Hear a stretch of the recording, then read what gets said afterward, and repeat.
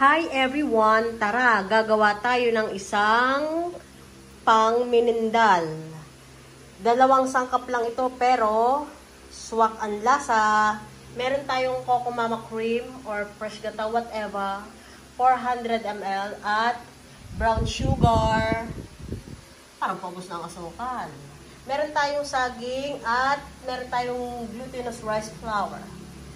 Ito ay 1/4 kilo at meron tayong 6 na pirasong saba.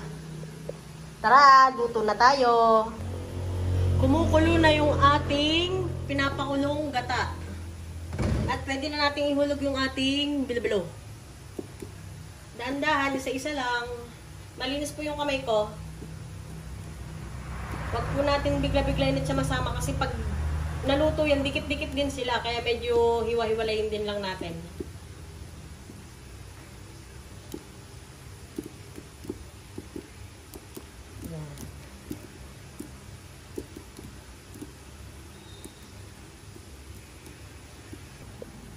Kumukulo na yung ating bilo-bilo. Ito ay after ng 10 minutes.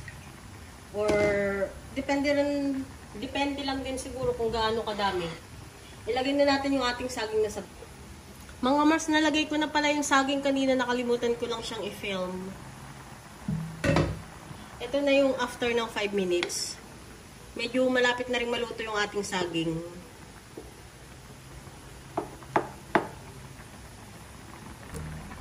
Lagyan natin ng asukal na pula. Ay, tansyahan lang. Siguro itong mga 1/4 cup na asukal. Kung gusto nyo mas matamis, dagdagan nyo na lang. Takpan uli natin. Balikan natin na after 3 minutes. Ito na siya after ng 3 minutes.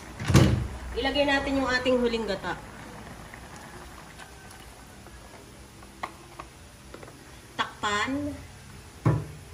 Balikan natin hanggang sa siya ay kumulo. Siguro mga 2 minutes.